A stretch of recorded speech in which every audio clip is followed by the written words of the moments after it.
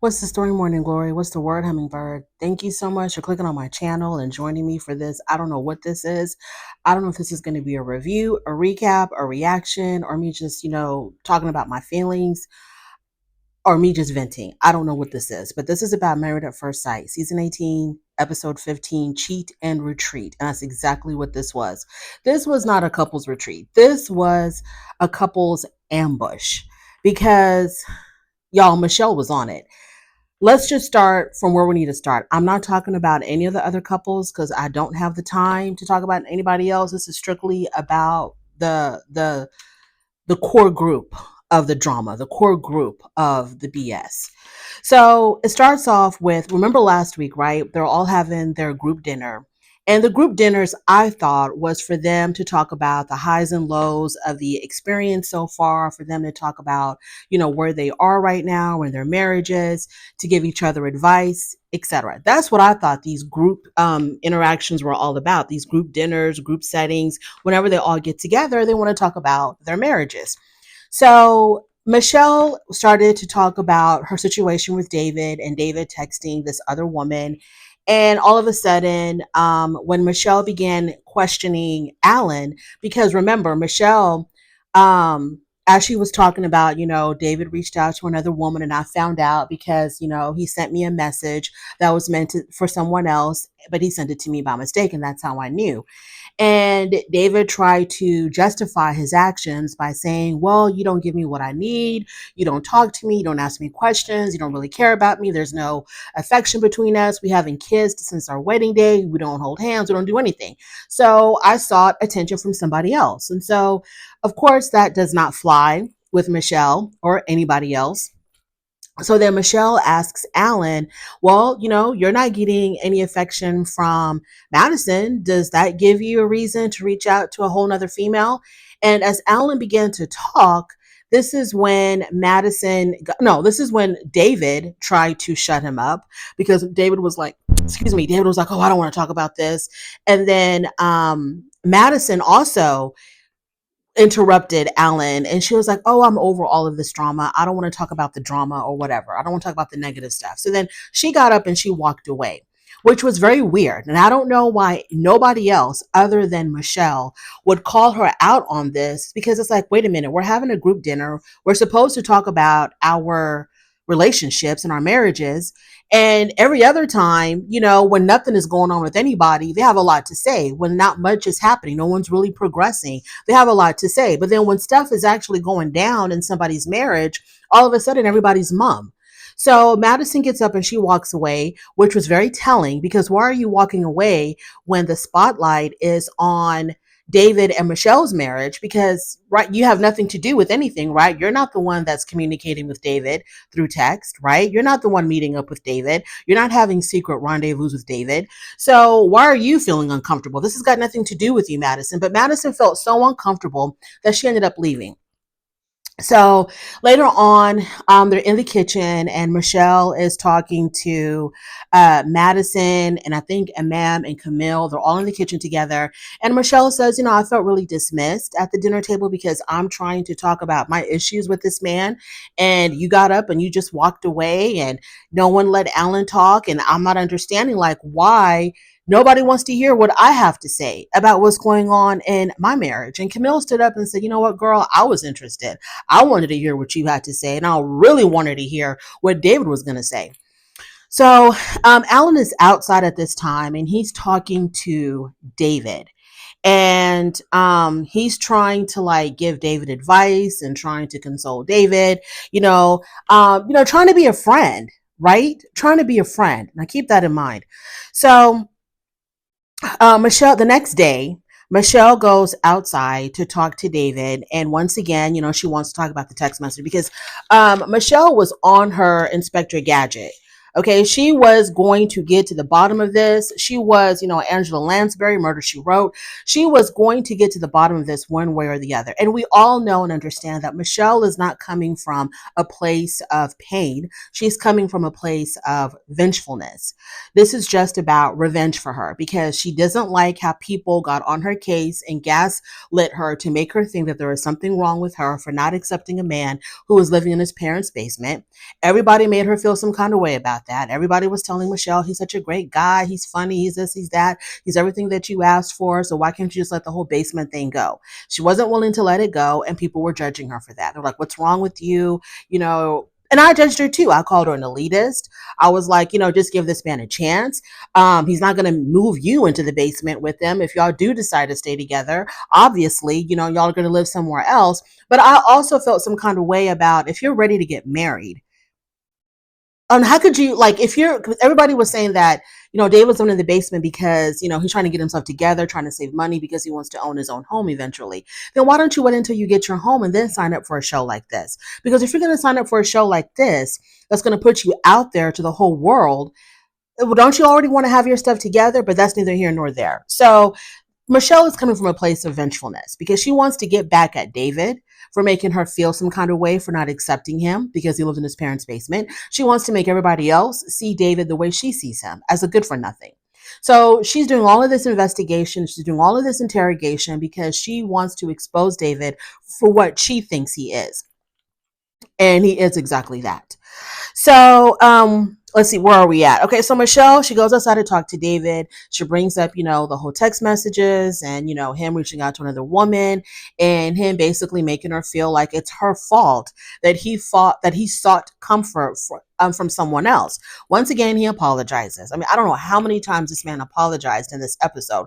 Probably no less than, 525 times. So she wants to know if he is still blaming her for him stepping out of their marriage. And basically, he still was because he still said, well, I wasn't getting what I needed from you. And so she was like, so you're still blaming me then? You're still saying that it's my fault that you reached out to another woman. And we all know that that's bullcrap, that if you're going to cheat, there's no excuse for cheating. Okay. Point blank, period. There's no excuse for cheating. If you are in a committed relationship or if you're in a marriage, there is no excuse for cheating. If you're not happy with who you're with, you leave them and you go find something else. That's exactly what he should have done. Or he should have at least come out and told her and said, look, I'm not feeling anything for you. You're not feeling anything for me. So, let's just cut it loose so I can go find happiness somewhere else. But he didn't do all that. He didn't do anything. But the thing about this that is so disgusting is the deceit. Okay, it's not even the act of cheating itself, to tell you the truth. It's just the deception of it because you're making Michelle believe that you really want this to work. You're telling the experts, you're telling Michelle that you want to make this work. You want to do whatever you can to make this work. You don't understand why she's not giving you a chance, et cetera, et cetera. You're putting up this illusion that you really want to work on your marriage when you actually really don't. It's the deception of it all. So you can't fault anybody for how they feel. If he's finding attraction in somebody else, if he's not feeling satisfied or fulfilled in his marriage, the feelings, the attraction, those things are like hormonal or they just come naturally or instinctively. No one is faulting him for being attracted to somebody else. No one is faulting David for not being happy with Michelle because Michelle did not make that a happy home for him at all. No one is faulting him for that. I'm faulting David for the deception, for playing make-believe in Michelle's face when he's trying to set up a whole household, a whole home and relationship with somebody else. Okay, let me try to stay on track. Okay, he said that he did feel short. He said that she fell short in giving him what he needed. She wants to see proof. While they're outside talking, she says she wants to see proof of what he's saying because he says, I reached out to this girl named Tiffany. That's the one that I said, oh, you look so fun. I want to eat you up. So she's like, well, show me. And he's like, well, of course I can't, because I deleted the text messages. And she was like, why did you delete the text message? And he said, because it was too much of a temptation for me to keep her number in my phone. So I just deleted everything. The deception, y'all, the deception. So after that, Michelle is having a conversation with Camille and Imam. I think this is when they were in the bedroom together. So they're having a conversation and Michelle says that Madison Her walking away from the drama, from her and David's drama, didn't make any sense because when Ikechi showed up at the house acting a whole damn fool with his one sheet of paper, trying to make Imam sign in some divorce papers and creating the whole entire scene. That didn't bother Madison. She wasn't like, oh my God, the drama, let me get out of here. That didn't bother Madison, during that whole entire, Ikechi scene. But all of a sudden, Michelle and David talking about their problems is too much drama for you. Okay, fine. Madison and Alan, they go-kart riding. Okay, and Alan is so happy. And I'm looking at Alan and I'm just like, oh man, I just feel so bad for this guy. I just feel so, and I understand this is a reality TV show and everything is, they have to obviously stage scenes, you can't just let people run amok and do whatever because, you're not going to have much to work with.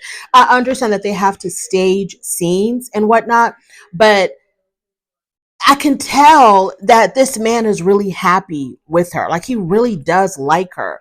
Okay, so they go-kart riding. So they talk about how decision day is coming up really fast. It's like about a week away at this point, about 7 or 8 days away. And Alan is like, hey, we need to talk about what we're going to be doing because a week is coming up. We have to make a decision. And depending on what decision we make, we may have to make further decisions about our future.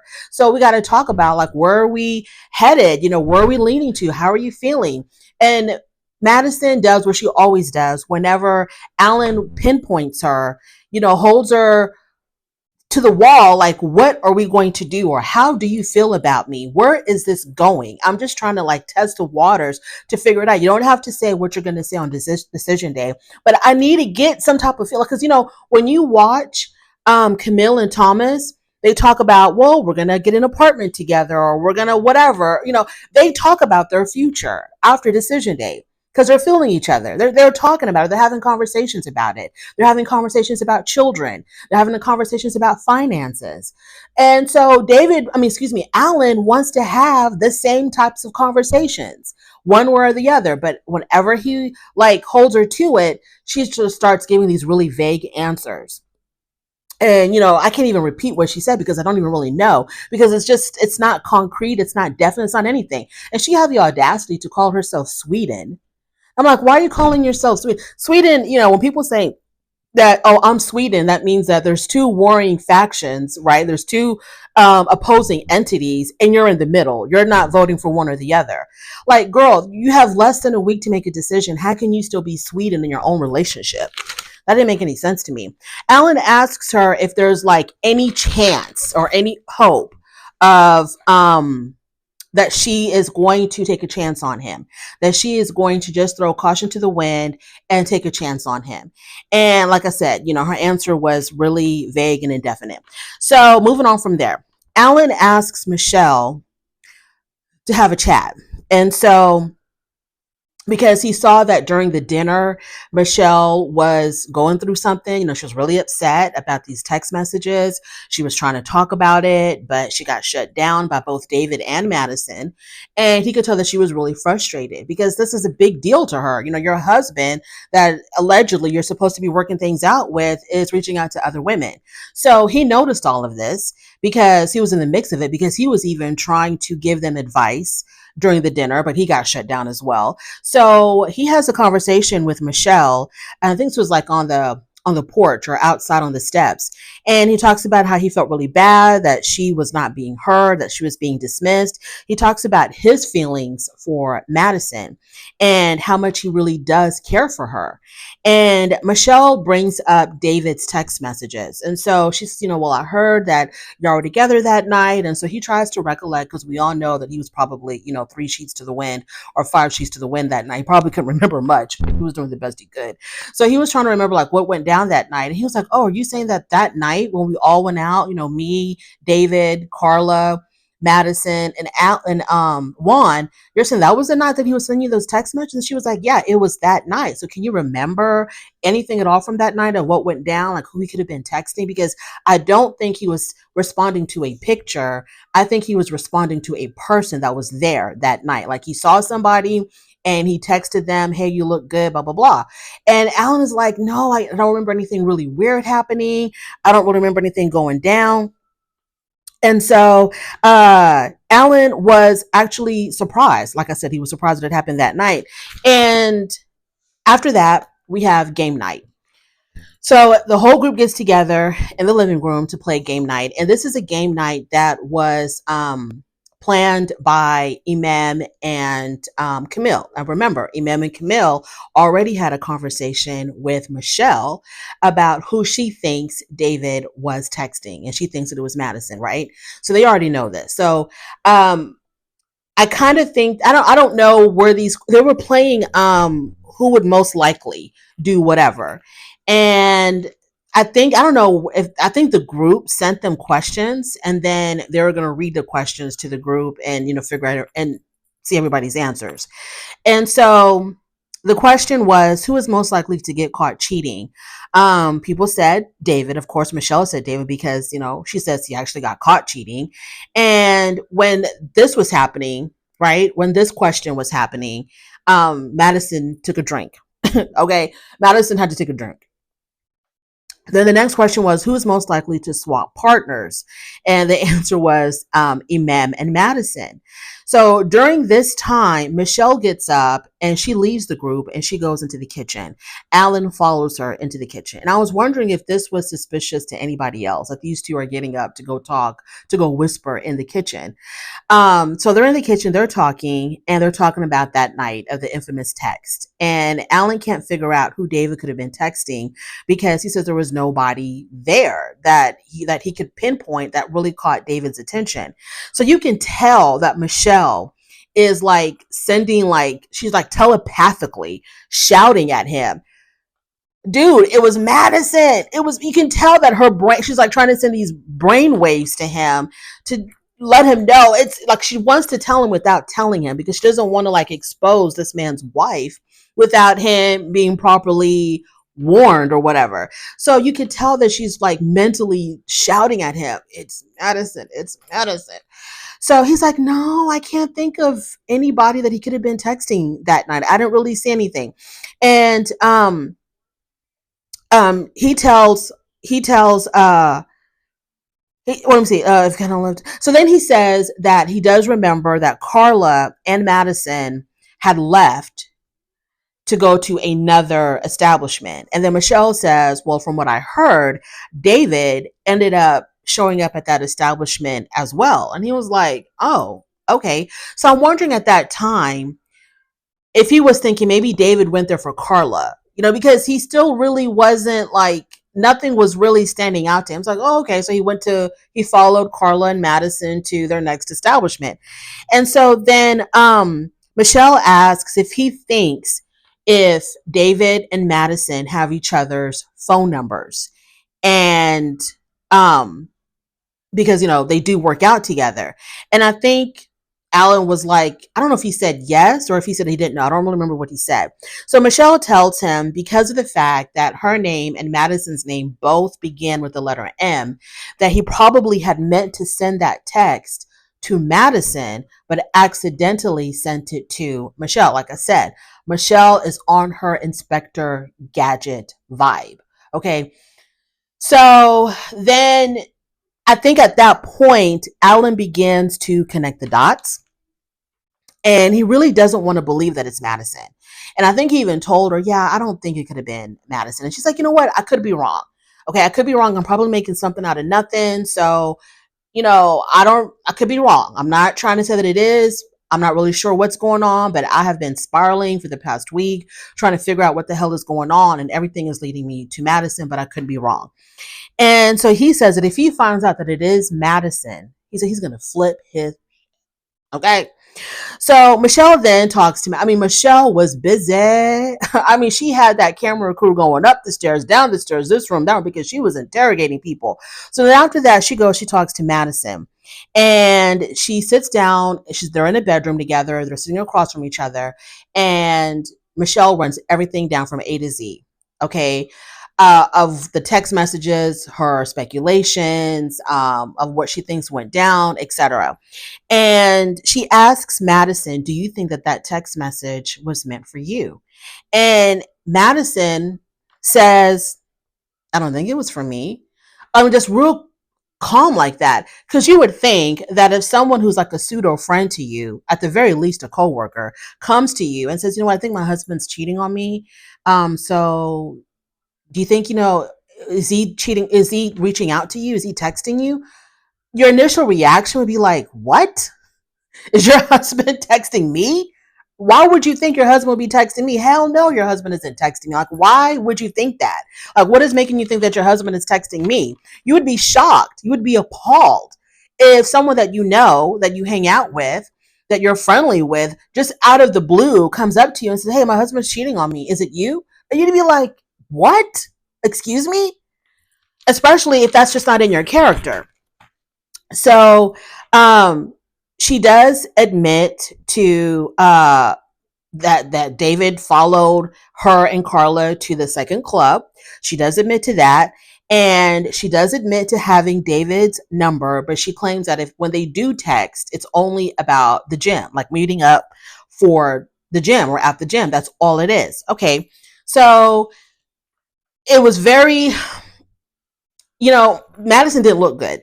Madison did not look good. You could tell that she was hiding a lot. You could tell that she was lying. You could tell that she was really uncomfortable talking to Michelle about this. She was constantly like nodding her head. It's like, okay, that's all. Okay, yeah, we text. Yeah, it's about the gym. Okay, are you good? Okay. So Madison then goes to check on Alan, and Alan is laying in the bed. And he's on his phone, and he's like, don't do it. Don't you dare step 1 foot into this room. I do not want to talk to you. And so then she leaves because right now he's beginning to suspect some things from what Michelle has told him. So then Michelle and David get together. Okay, Michelle and David get together to have a conversation. This was the fakest. Just the acting in this scene was so horrible. It was embarrassing. It was embarrassing to watch these two people try to remember the script that they came up with to try to make it look as if this is the very first time that they are confessing each other's feelings. That this is the very first time that they're realizing that they have feelings for each other. This scene was so, and I'm not saying that it was concocted by the producer. I'm saying it was concocted by them. At some point in this evening, at some point, I think that David and Madison were communicating with one another, and they're like, hey, they know. They know. Michelle is on it. Okay, her spidey senses are correct. She has completely sniffed us out. We're about to be exposed. So let's jump ahead of this before she tries to have her moment by exposing everybody. So I think that they did communicate, and they're like, well, we're going to act like, that we're just now discovering that we're having feelings for one another. But the truth of the matter is, Madison and David, y'all began having feelings for each other all the way back in Mexico on y'all's honeymoon. That's what I personally believe. That first gym workout, I think that was the first time they realized that they were attracted to one another. Because ever since then, it had been downhill for Madison and Alan. Alan had no chance. Ever since the day of his damn honeymoon, he had no chance. As soon as Madison saw David, I think she gave him the sign and he picked up on it. And when he realized that nothing was working out with Michelle, which was at the honeymoon, that's when he went ahead and he was picking up exactly what Madison was putting down. And I think it started all the way back in Mexico, for real. So they're having a conversation, Madison, and I'm sorry, we're not even there yet. Wait a minute, hold up. I'm sorry, we're not even there yet. Before we get to the Madison and David scene, there was another Michelle and David scene. So Michelle and David, they're talking again, and he said that he tells her, this is in the living room, y'all. I jumped ahead of myself. I'm sorry. Let's back it up. So they're talking in the living room, and he said that he's like, I'm done talking about this whole text mess. I'm done, Michelle. I'm done with it. I said all that I had to say. And she goes, but I'm not done. And so she says that she had a conversation with Madison. And according to her responses to her questions, she says she thinks, I think you were trying to text Madison. I think that message was from Madison. He was like, no, it wasn't. Instead of, what? You think that message was from Madison? My boy's wife? Someone who's within this group? You think that message was from Madison? Are you crazy? No, he was just like, no. And she goes, well, that's what I think. And he's like, well, that's what you think. That's your problem. That's what you think. That's your problem. Extremely defensive, very accusatory. And so that whole scene that he told on himself and that whole entire scene. Madison then talks to Michelle. Okay, Madison pulls Michelle to the side and Madison asks Michelle, how did I get roped into this mess? What do I have to do with what's going on between you and David? And Michelle was like, no, this is what happened. I love this scene. Okay, so Madison says to Michelle, how did I get roped into this situation? You know, what do I have to do with what's going on between you and David? Why don't you think it's Carla? Because I was with Carla that night when we went to the second club and he showed up. So why don't you think that he was trying to see Carla or trying to text Carla? And Michelle says, because that's not his type. she's too moreno for him. That is not his type. He likes blonde women, okay? And you're blonde. Okay, so yeah, we can cancel out Carla because that's not his type. And so Madison was like, oh, okay, so just because I'm blonde? Yes, girl, just because you're blonde. And so Madison realizes that her initial response when Michelle originally asked her if it was her that David was texting, she realized then that her initial response to that question was not right, was not correct. She did not respond appropriately. And she should have been a little bit more outraged. And so she goes, what do you want me to do, Michelle? Do you want to see my phone? So she goes upstairs, she gets her phone, and she's showing Michelle her phone. She's like, look at my phone. There's no message between me and David. As soon as she turned on her phone, the first thing that Michelle noticed was that David was one of her recent contacts. You don't got nothing to do with this man. You don't, only time that you text him was to talk about meeting up at the gym, and that's it. So you ain't got no friends. You ain't talking to nobody else, family members, nobody. How was David your most recent contact when the only thing that y'all talk about is going to the gym and y'all haven't been to the gym together in a minute? That's the first thing she noticed. So then when Michelle said that, look, how come he's one of your most recent contacts? Madison had nothing to say. So then Madison moves on to the text message. So she's scrolling through all over. She's like, you don't see David's name here. David's name isn't here. Where's David? And so then Michelle, being the sleuth that she is, says, well, if the only thing that y'all talk about is going to the gym, then why wouldn't his messages be on your phone? Why would you delete that? If it's all so innocent and the only thing that y'all communicate about is going to the gym, why would you delete that? Why wouldn't it be on your phone? Because you can show me, look, Michelle, this is when we texted each other. Tuesday, 2:15 p.m. Hey, are you going to meet up at the gym? Hey, do you want to work out? Where are those messages, right? Because you do admit that y'all text about the gym. So why aren't those text messages there? And why do you feel the need to delete them? Of course, Madison had nothing to say about that. Moving on from there. So Michelle was like, Michelle was done. She's like, okay, you know what? I'm done. I know it's you. You're lying to me. This conversation is useless. It's pointless. I know what I know. And you know that what I know is true. So then Michelle gets up and she walks away. Madison goes up to some room upstairs and one of the producers follows her into the room. And the producer asks her, is there any truth to what Michelle is alleging? And Madison says, I don't know. And I'm like, girl, what you mean you don't know? What you mean you don't know? At this point, she knew that it's over. The game is over. She knew it. She knew probably at the damn dinner table, at dinner night, the night that Ikechi showed up. I think she knew then that the gig is up. Michelle is on to us.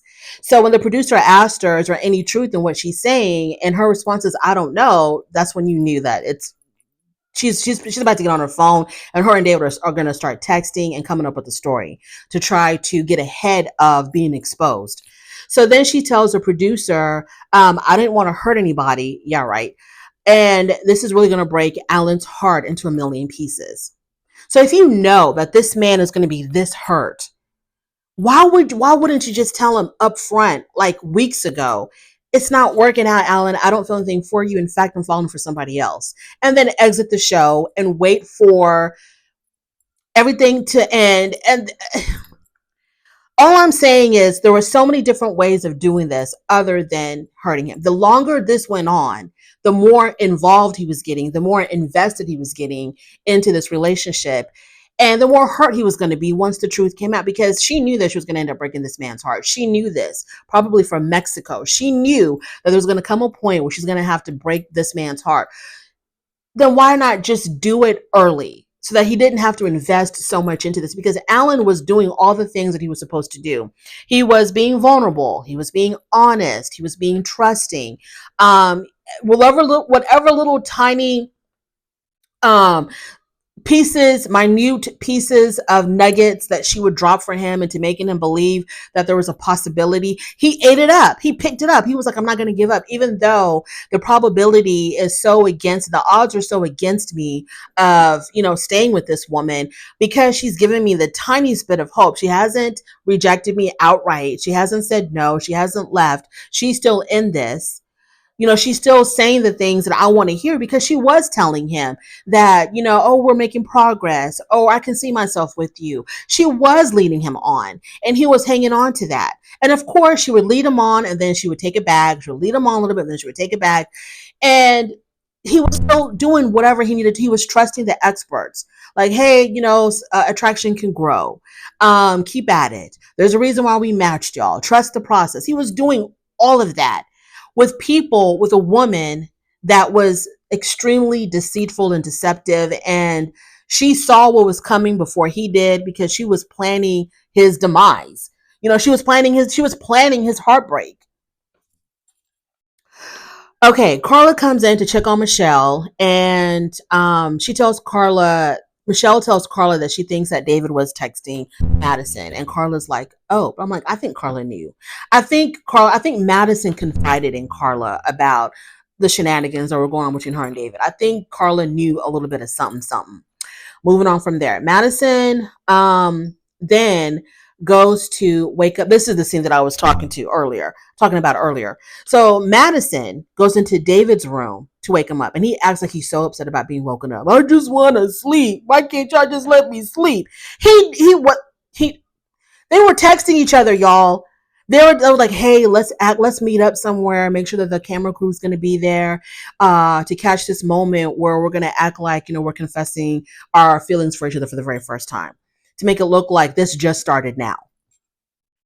So she wakes him up. They go and talk, and she starts off by talking about, I knew from the first time that I saw that there was chemistry between us, and I really enjoyed our gym dates. And she tells him that she does like him and that she can't go on with her marriage. All this stuff he already knew. And he says, well, he feels the same way about her. And they're like, well, let's just do this then. Let's just do it. I know it's really going to hurt our spouses, but let's just do it. I know Alan's going to be really hurt, but let's just do it. And so he confesses, like as if she didn't know. David tells her, oh, those text messages that Michelle keeps harping on? Well, it was meant for you. And she's like, why? As if she didn't already know. Because I'm pretty sure he texted her that. And if he didn't get a response back because it didn't go to her, he probably was like, hey, are you good? I just sent you a message or something. She's probably like, what message? I didn't get it. Y'all, these people have been hunching since probably from definitely soon after they came back from their honeymoon. I believe David and Madison were hunching.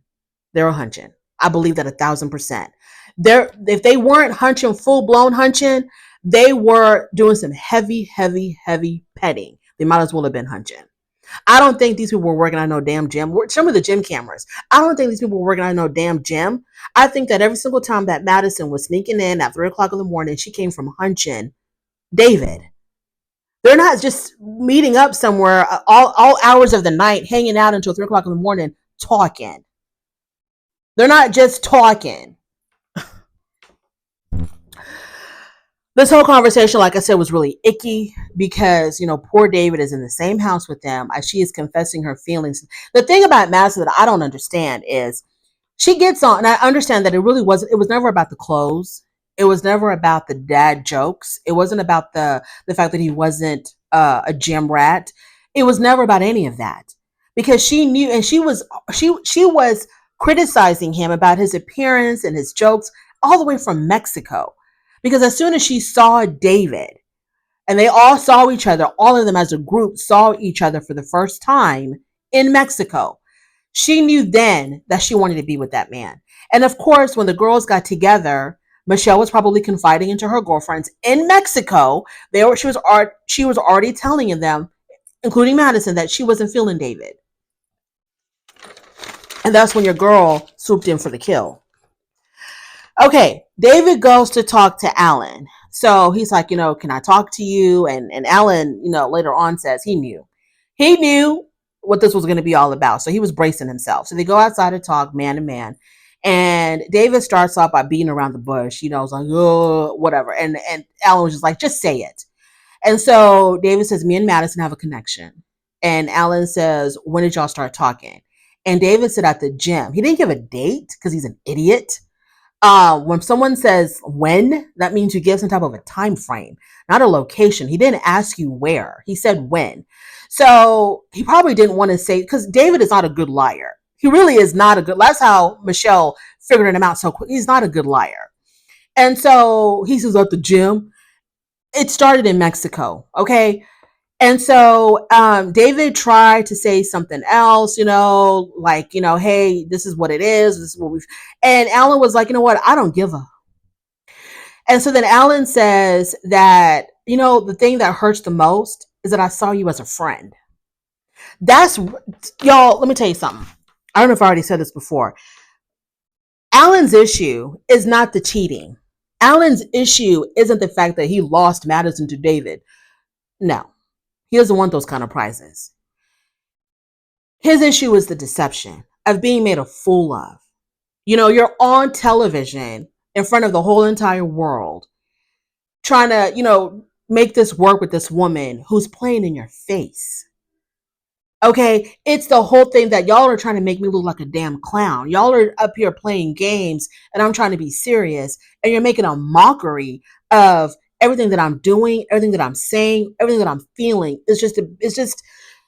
And then when David was telling Alan, when we were working out together, she was always talking about you and how she really wanted to make. No, y'all weren't. David, stop lying. When Madison was talking about Alan to David, it was to talk about how much she could not stand that man. She was telling David, oh, and the way he dresses and his corny jokes and him. She was belittling that man. And her and David were just laughing it up, having a hoot, talking about corny Alan and how his relationship with Madison ain't gonna go nowhere. They were laughing at that man, and Alan knows that. They were not. She wasn't like, "Oh, David, it's just not working with me and Alan. I just don't know what I'm gonna do, and I love him so much." And no, it wasn't that. It was, "Oh my God, I have to see, spend another night with this man. Oh my God, him in those outfits. Oh my God, I even have to take him shopping." And it's funny to me. It doesn't even matter. By the way, I saw somebody on TikTok say that David, and like I think I said this before in my last video, I did mention that David and Madison are like still together after filming Wrapped or whatever, that they are still together because they were spotted at some stadium, you know, together. Not like where you sit for the game or the concert or whatever, but like in the lobby area and the concession stand area, they were spotted together because David took a picture with a fan of the show and Madison was in the background. So, and then also this person said that um, David announced, I guess, on his social media. I don't follow him. I haven't seen any of his platforms, so I don't know. But this person on TikTok said that David announced that he also has Invisalign, that Madison made him get Invisalign. But he's missing like a whole tooth, supposedly. Like one of his teeth, one of his front teeth is a fake tooth because he's missing his real tooth. So I don't know how Invisalign works with fake teeth. So That's a little side note. So Alan says, you were my friend, and that's, like I said, that's what hurts the most. And David trying to say, well, she was trying to, she would talk to me. Why was she talking to, and if she was talking to you about Alan in a way like she was upset or distraught about the fate of her marriage, why wouldn't she talk to Alan about that? Why is she telling Alan either nothing at all or making him think that there might be a possibility if he changes his whole being? Why wasn't she talking to him about that? Why is she talking to you about that, David? I mean, like, y'all are silly, just silly.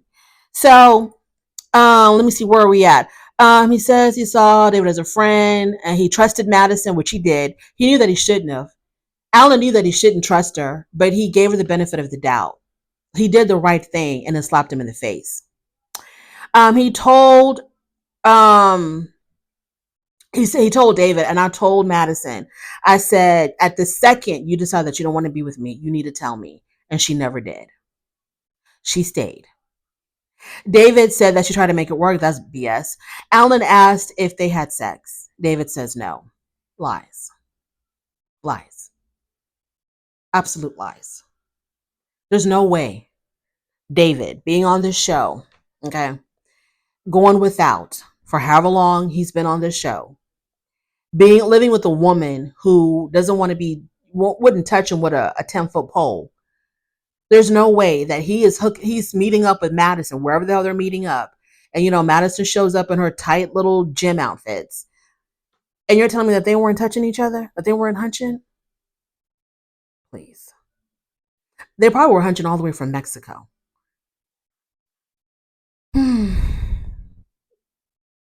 Alan says, well, if you see a connection with her, Alan asks him, do you really see a connection with her? David says 100% yes. Alan says, then go for it.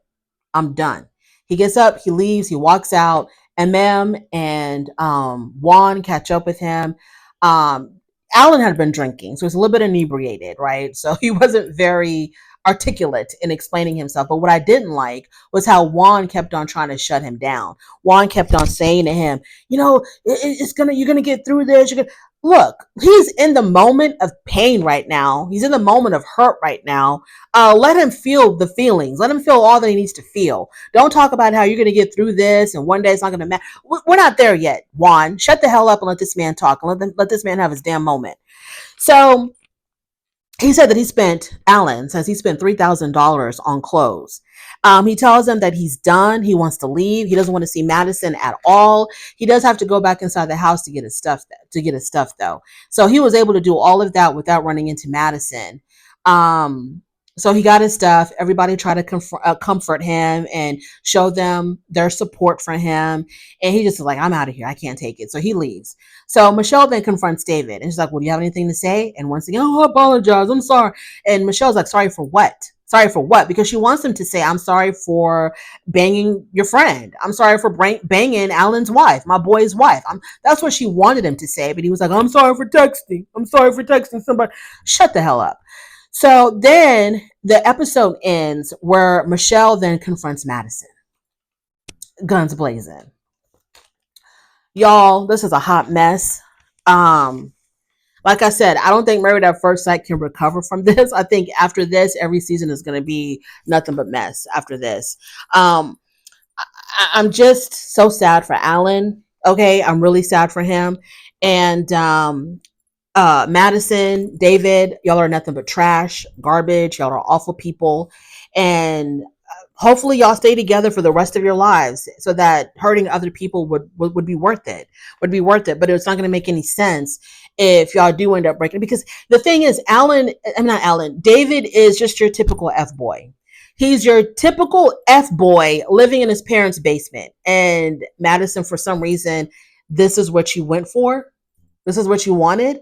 Well, the heart wants what the heart wants, okay? It is what it is. Like I said, we can't fault you for attraction. We can't fault you for chemistry. We can't fault you for that.